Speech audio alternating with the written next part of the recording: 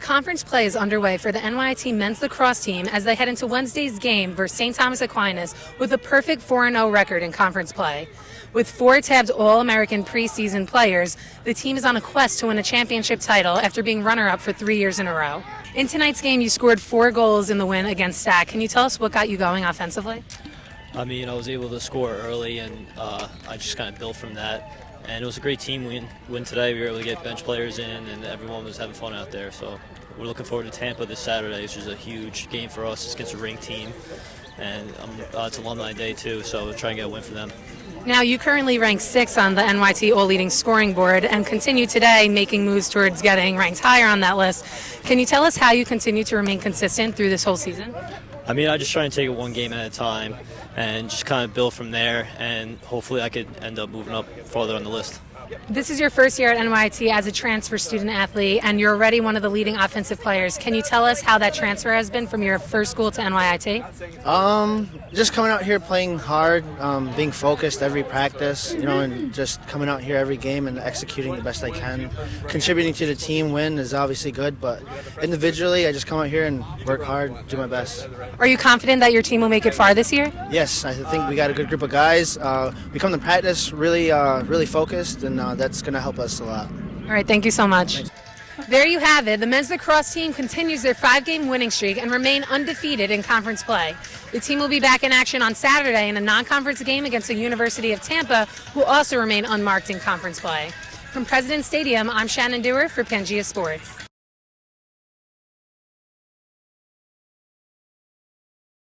The season is coming to an end for the NYT men's tennis team. The 4-time defending ECC champs head into Monday's non-conference match versus Caldwell University with an 8-3 overall record for their last home game of the season. However, the team is without last year's ECC Player of the Year, Matt Selecki, due to a wrist injury, but are encouraged by their recent success.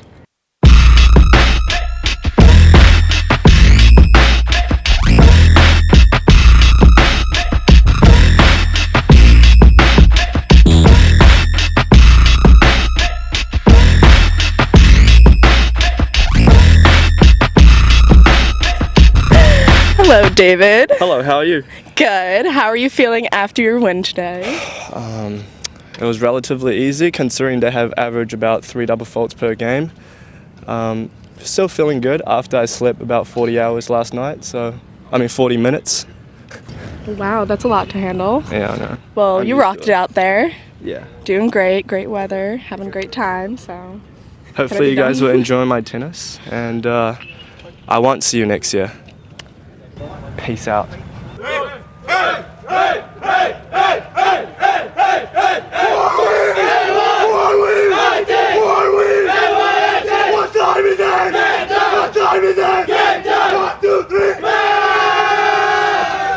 So as a senior, balancing both architecture, which is an extremely difficult major here at NYIT, and sports, how have you been able to do that all season long? Well, this is my 5th year here, and during all these years I've learned with many people, many coaches.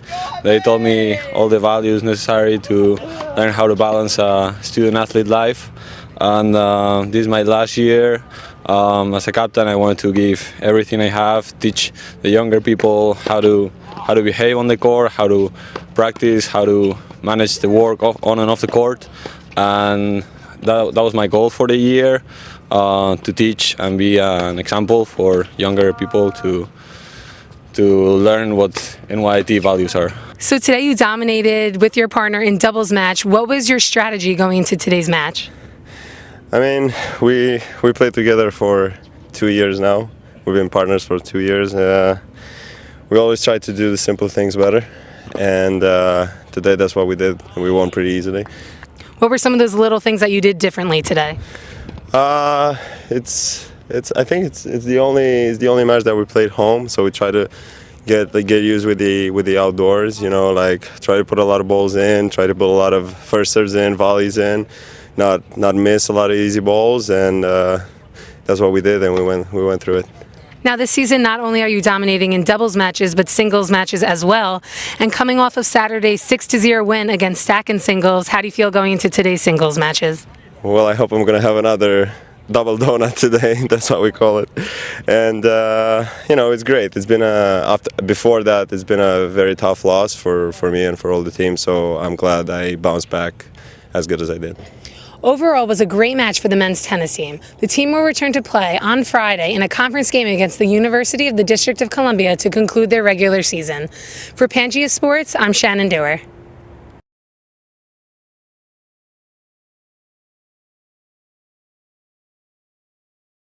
Spring season is in full swing for the NYIT women's softball team. The defending East Coast Conference regular season champs returned to action in Wednesday's game against their rivals next door, LIU Post.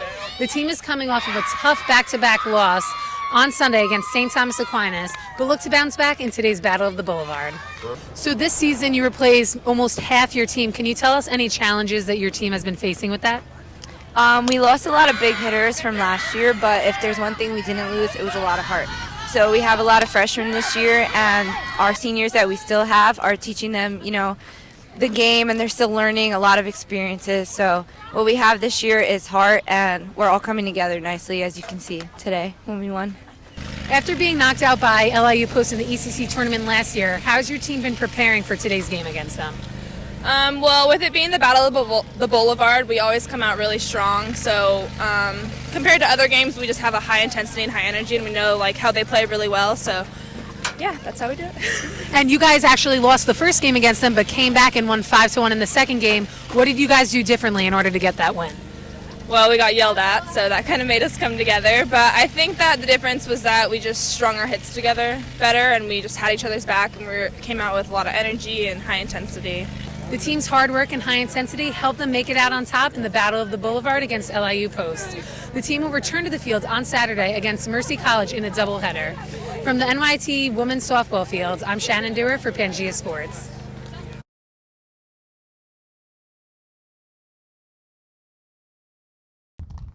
The men's baseball team looks to get back on track in a doubleheader against the University of Albany on Thursday. The team suffered a tough loss to Hofstra, who handed them their fourth straight defeat.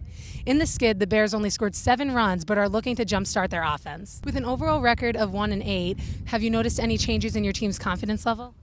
Not really. I mean, we're still pretty upbeat. We're kind of just trying to find our groove and start going that way, and we're all still working hard, and everybody's still got the heart and just trying to play through it and find our groove. So in the last 4 games, your team scored a total of 7 runs. What do you guys have to do to get the offense going? We just got to take better at bats, quality, trust it. It's a process.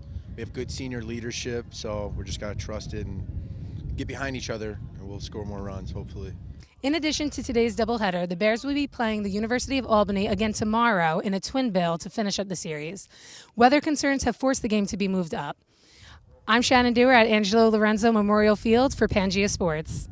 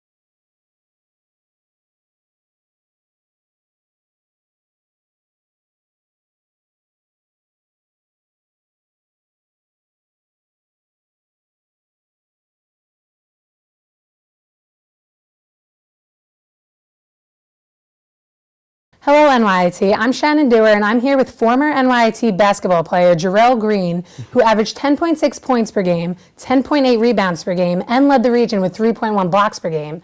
Jarrell went on to play professionally overseas in Termoli, Italy, and we have him here today in the studio to talk to us about his experience. Thank you so much for being here, Jarrell. No problem. Pleasure being here. So can you just tell us about the first year, your first season playing overseas, and how that was?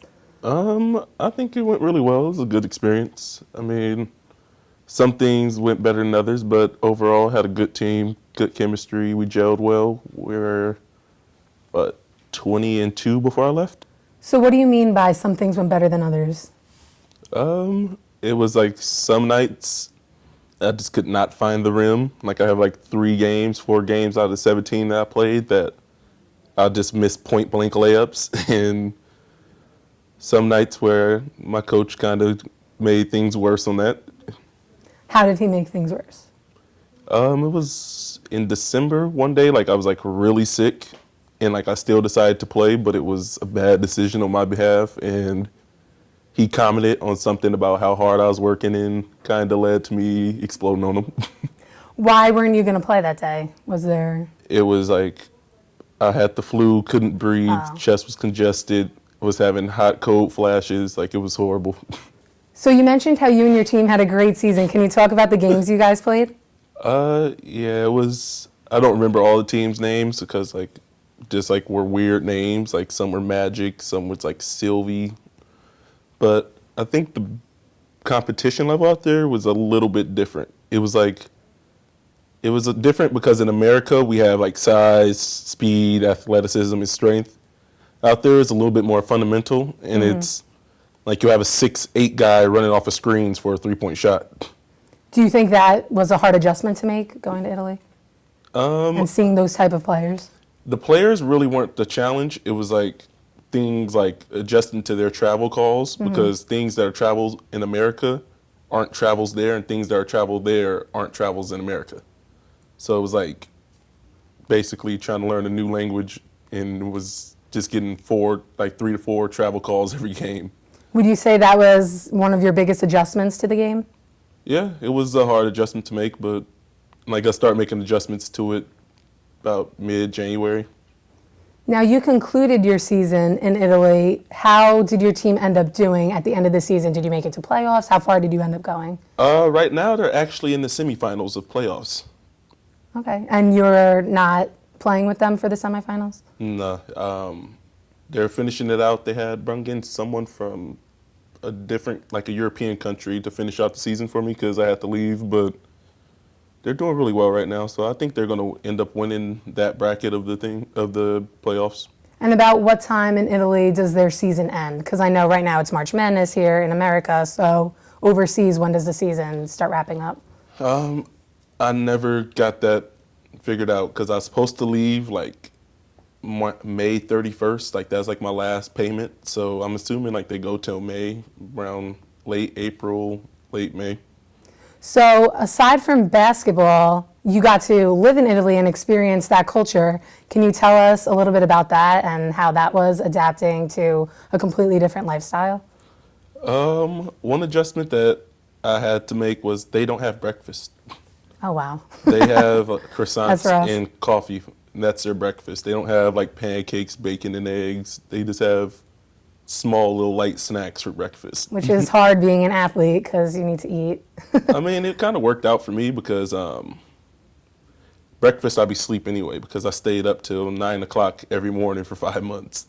Is that due to time adjustments, the time difference, or you just like staying up? I just didn't want to adjust to it. I'd rather play the PlayStation. But that's great. But I know you send me Snapchats all the time of your cappuccinos and coffee. So would you say that was your favorite drink or snack there? Their cappuccinos I loved. I had like 3 a day. Their coffee, I hate it. It's like, oh, wow. Our coffee compared to their coffee is watered down. How about like the food, like pizza? Amazing. Like when you're getting pizza from a brick oven, it's amazing. It's completely different because they make you personal pizzas. Mm-hmm. And it's just like it's not like in New York you guys have big slices, like it's like the perfect size. Do you have any gelato? Yes, Just I a had. random question. I actually got addicted to gelato for like a month. I bought gelato every day. So now tying in basketball and just your experience living there, what would you say was the most memorable part of your experience in Italy that will stick with you forever? Most memorable part would probably be the people. Even though I couldn't understand them, they were like really cool people. Like, the thing I liked most about it is I can walk through the center of Tremoli when it's packed and be undetected. Like, in the game, I'm like everyone's favorite, but in the center of Tremoli, like, I'll get highs and stuff, but like it wouldn't be like oh my God, he's outside. Like, with my experience I had last summer in China, it was really weird to me because everywhere I walked, they had their phones out. So you would say Italy is more interactive with the people and surroundings, and they're not so caught up with technology and all that? Yeah, it's like they're pretty down-to-earth people. Like, they make you feel like you're one of them. It didn't feel like I was an American basketball player. It just was normal it was just normal for them to see me. Were your teammates mainly from Italy, or was it very diverse? Everyone's pretty much from Italy or like surrounding cities of Tremoli. But it was really good because everyone, like, they kind of understood me, but it was 4 people who like really I could have conversations with.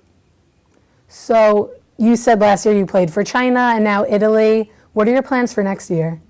Right now, I just finished up my highlight tape last night, so I'm gonna get that peer reviewed, get it edited up, and then put it on YouTube, send it out, and see what happens with the opportunities. So you're looking to maybe go somewhere else to play overseas, not necessarily go back to Italy? I really like Italy. I like Europe a lot, but if I can end up in Germany, Australia, I take it, South America, Brazil, why not? So just looking for the experience to travel more and connect with different teams and different players? Yeah, I mean, while young, why not travel? All right, well, thank you so much for being here and talking to us about your experience. Thank you for having me.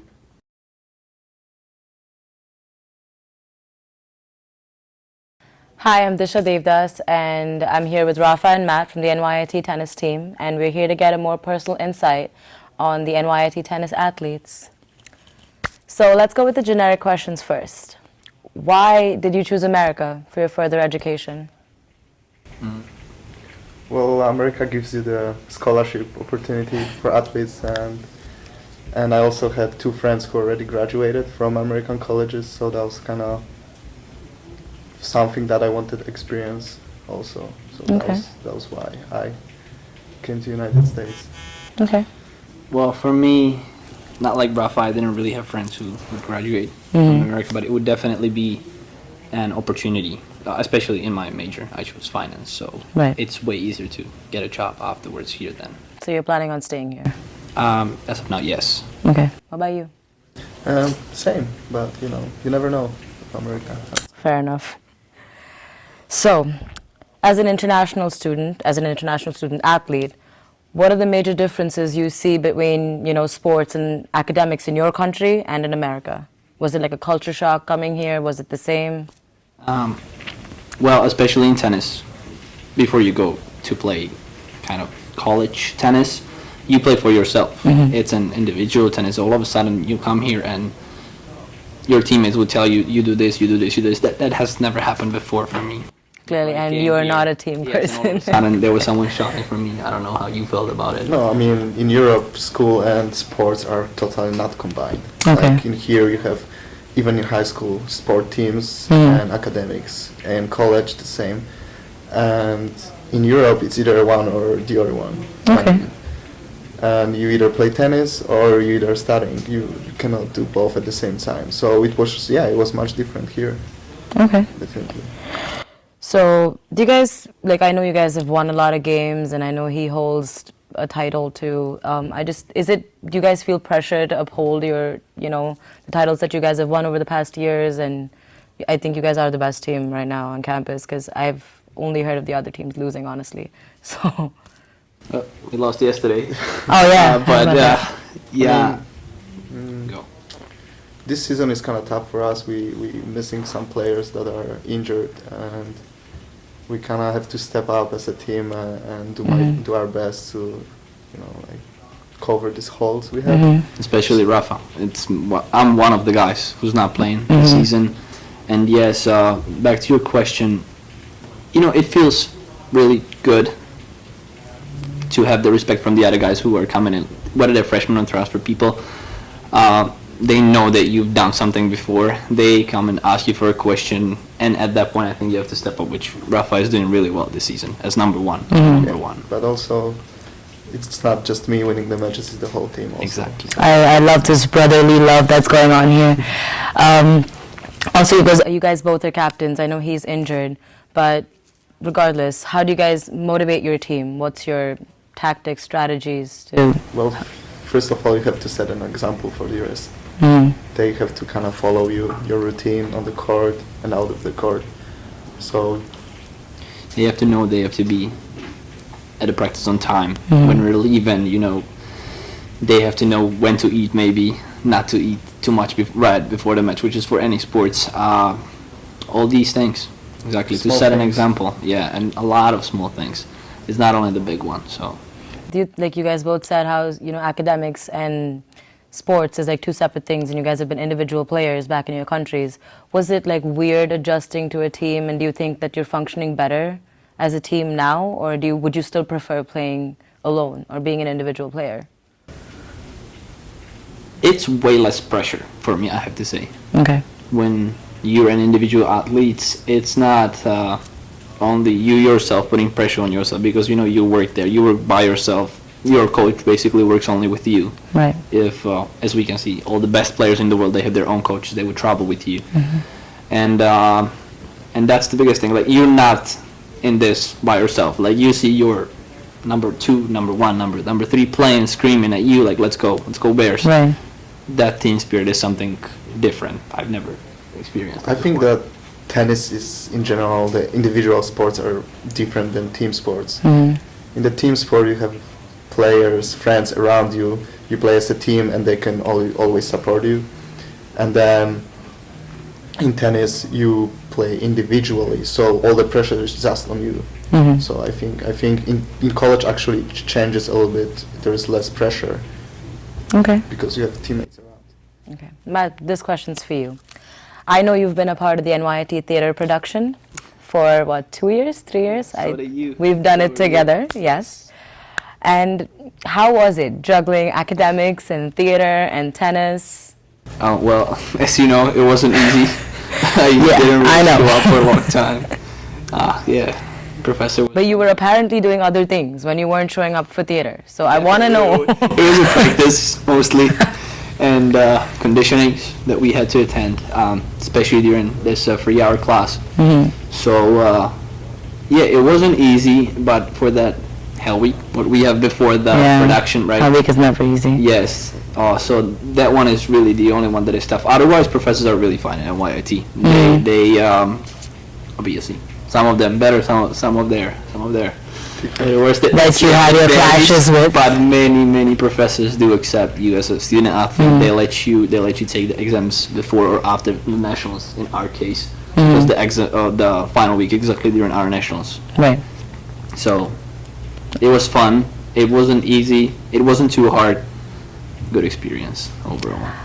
Are you going to miss your theater family now that you've quit theater? I'm missing it. I'll definitely come and see you guys. Oh, you have to? What? Yeah, I know. That's one thing that I have on my schedule. I promise I'll come. I'll show up too. Yes. You know the dates. I do. Anyway, I know you guys live together. You guys play together. You guys are literally constantly together. How is it to be with your teammates, I think it's more like a fraternity, just living together with these people all the time. Do you think it causes tension, conflict, or do you think you guys just get along really, really well? Well, I think I really like it. Okay. I think it builds like stronger relationship between us. It's not just we are just a team, we're a family actually. So but also some especially people, for us, for international students, you don't have your parents here. And our team is mostly international. We have like no 1 or 2 family, Americans, and right? that's our family here. It's the team, is the people you live with. So And I think it's great. I can definitely say that Rafa. We came together, right? There are obviously some groups, freshmen are together, Yeah. sophomores are together, and Rafa is the one who always has my back.